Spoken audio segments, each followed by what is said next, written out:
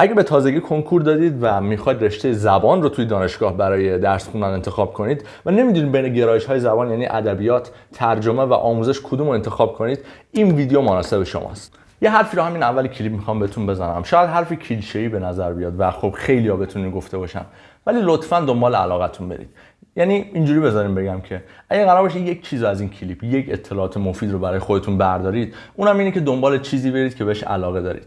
چون اون چند سال دانشگاه میتونه براتون بهشت بشه اگه به اون موضوع و به اون گرایش علاقه داشته باشید، و اگه نداشته باشید قطعاً مثل جهنم خواهد بود.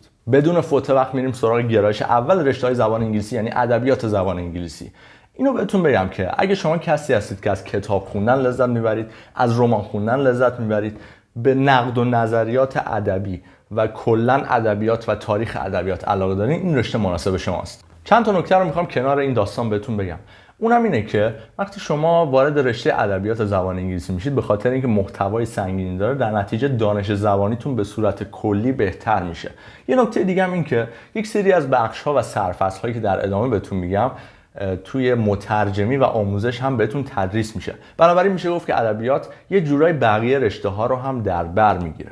و نکته آخر این که اگه شما کسی هستید که میخواید ادامه تحصیل بدید و توی مقطع ارشد هم این رشته رو ادامه بدید و کلا هر رشته دیگه ای رو، ادبیات خیلی براتون خوبه، چون که 2 سال اول دروسش واقعا ساده است و چیزایی که ما توی کلاس زبان‌ها و کلا به صورت عمومی یاد گرفتیم. بنابراین معدلتون خیلی بالا میره و شانستون برای مهاجرت و ادامه تحصیل خیلی خیلی بالاتر.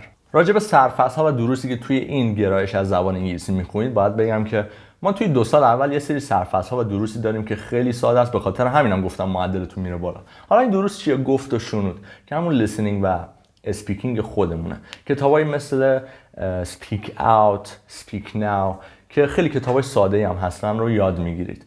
دیگه چی؟ دیگه راجع به گرامر و کار کردن سطوح مبتدی و کلاً گرامر سطوح مبتدی هم یاد میگیرید. توی 2 سال بعدی وارد دنیای ادبیات میشید. یعنی دروسی مثل نقد ادبی، فلسفه، ادبیات جهان، تاریخ و ادبیات آمریکا، تاریخ و ادبیات انگلیس، شعر و رمان انگلیسی، علوم و صنایع ادبی و همینطور مکاتب ادبی میخونیم. بریم سراغ گرایش بعدی. اگه شما کسی هستید که علاقه به تدریس زبان دارید، علاقه به دونستن روش‌های طراحی آزمون دارید، یا حتی علاقه به این دارید که بدونید تئوری‌های تدریس و تئوری‌های زبان انگلیسی توی تدریس چیه، رشته آموزش زبان انگلیسی مناسب شماست. حالا یه نکته اینجا به وجود میاد، اونم اینه که میگید خب من علاقه به آموزش دارم ولی میخوام در کنارش ترجمه هم انجام بدم. آموزش نیاز من رو برطرف میکنه یا نه؟ اینو بهتون بگم که اگه حتی رشته و گرایش آموزش زبان انگلیسی هم نیاز شما رو برطرف نکنه، شما میتونید توی یک سری دوره‌های آزاد که داره توی مؤسسات غیر انتفاعی یا آموزشگاه‌های زبان برای آموزش ترجمه انجام میشه شرکت کنید. یه سری آموزشگاهی مثل سفیر هستن که میان این دوره‌های مترجمی رو برای شما برگزار میکنن و شما اگه کارتون خوب باشه حتی بهتون پروژه و کتاب هم میدن که زیر نظر خودشون ترجمه کنید. پس آموزش زبان انگلیسی شما رو با تئوری‌های تدریس، روش تدریس و امثال هم آشنا میکنن. حالا بریم سراغ سرفصل‌ها و دروسی که توی این رشته میخونیم. سرفصل‌هایی که ما داریم چیه؟ روش‌های تدریس زبان رو میخونیم، فنون یادگیری زبان رو میخونیم، روش‌های نامه‌نگاری انگلیسی، مبانی سنجش زبان، آموزش زبان به کودکان و نوجوانان و سرفصل‌ها و دروسی از این قبیل رو میخونیم. اگه شما به ترجمه کتاب یا مقاله، کار توی هتل‌های بین‌المللی و صحبت کردن با توریستا و همینطور ترجمه همزمان کنفرانس‌ها یا مصاحبه‌ها علاقه دارید، مترجمی زبان انگلیسی، گرایش مترجمی برای شما مناسبه. سرفصل‌ها و دروسی که توی مترجمی زبان می‌خونیم چیه؟ ما راجع به مطالعات ترجمه می‌خونیم، راجع به ترجمه مطبوعاتی و روش ترجمه مطبوعات و روزنامه‌ها و اخبار می‌خونیم. ترجمه سیاسی رو داریم، ترجمه اثر ادبی رو داریم، فنون ترجمه رو داریم، ترجمه شفاهی و ترجمه نوار و فیلم رو توی این گرایش و رشته یاد میگیریم. حالا که این 3 تا گرایش رو بهتون توضیح دادم، چند تا از سوالهای خیلی رایج رو هم میخوام جواب بدم. یکی از سوالا ممکنه این باشه که آیا من با ورود به دانشگاه و انتخاب یکی از این گرایش‌ها زبان میتونم یاد بگیرم یا نه؟ جوابش اینه. شما باید از قبل زبان بلد باشید. بنابراین به این هوا نباشید که خب من رفتم دانشگاه و از الان دیگه قرار انگلیسیم فول شه، یعنی من انگلیسیم صفر، میرم دانشگاه و یاد میگیرم. اتفاقا حالت ایدئالش اینه که شما زبان رو بیرون از دانشگاه و ترجیحاً توی آموزشگاه یا با معلم خصوصی یا به صورت خودخوان مطالعه کرده باشید و دانش زبانیتون اوکی باشه بعد وارد یکی از این رشته ها بشید. سوال بعدی اینه که آیا من میتونم با انتخاب یکی از این گرایش ها به مهاجرت فکر کنم و کلا رشته‌ای هست که بشه باش مهاجرت کرد؟ جواب بله هست.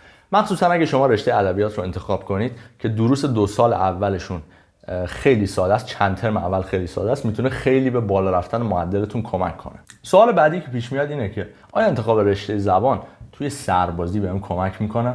جوابش بله هست. با اینکه ممکنه فکر کنید زبان شاید توی سربازی به دردتون نخوره، ولی اگه شما تا مقطع ارشد ادامه تحصیل بدید و بعد وارد سربازی و کلا پروسه سربازی بشید، یه سری دانشگاه مثل دانشگاه ارتش یا دانشگاه امام علی که فکر می‌کنم مال ارتش باشه، خب اینا به افرادی نیاز دارن که بیاد براشون زبان تدریس کنه. بنابراین شما اگه با ارشد وارد سربازی بشید به راحتی میتونید یه سربازی خیلی لاکچری و شیک رو به عنوان یه استاد دانشگاه بگذرونید. سوال بعدی اینه که اگه من وارد رشته زبان بشم آیا بازار کار براش وجود داره یا نه؟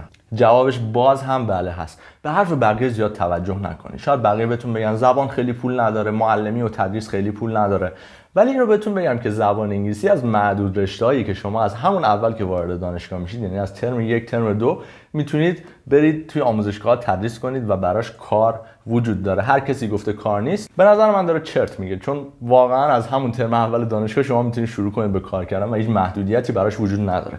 با شرکت کردن توی یه سری دوره‌ها مثل TTC و TESOL شما میتونید مهارت‌های ابتدایی تدریس رو یاد بگیرید و شروع کنید به تدریس کردن. پس نکته اخلاقی ویدیو این شد که زیاد به حرف بقیه توجه نکنید و بیشتر سرمایه‌گذاری کنید روی علاقه خودتون که اولی کلیپ هم توضیح دادم دلیلش رو بهتون. در آخر امیدوارم که این ویدیو بهتون کمک کرده باشه توی انتخاب گرایش زبان و خیلی دوست دارم که این ویدیو رو تقدیم کنم به برادر کوچیک‌ترم مهدی عزیز. مهدی عزیزم امیدوارم که مسیر زندگیتو پیدا کنی و بتونی این گرایشی که توی زبان، این گرایشی که مناسبت هست رو انتخاب کنی و در نهایت به موفقیت برسی. ازتون خیلی ممنونم که ویدیو رو تا اینجا نگاه کردید. یه سری گرایش‌های دیگه هم هست مثل زبانشناسی و حالا کسایی که تصمیم میگیرن وارد دانشگاه فرهنگیان بشن، راجع به اونم هم صحبت زیاده. اگه دوست دارید که بازم راجع بهش صحبت کنم میتونید توی کامنت بهم بگید و اصلا بذارین یک کار دیگه بکنیم. اگه لایک های این کلیپ به 20 تا رسید من یک کلیپ دیگه میسازم و راجع به گرایش زبانشناسی و همینطور ورود به دانشگاه فرهنگیان و اینکه چه مراحلی داره هم مرحله به مرحله و قدم به قدم صحبت میکنم. پس یادتون نره ویدیو رو لایک کنید و چنل رو هم ساب داشته باشید برای ویدیوهای بیشتر. دمتون گرم.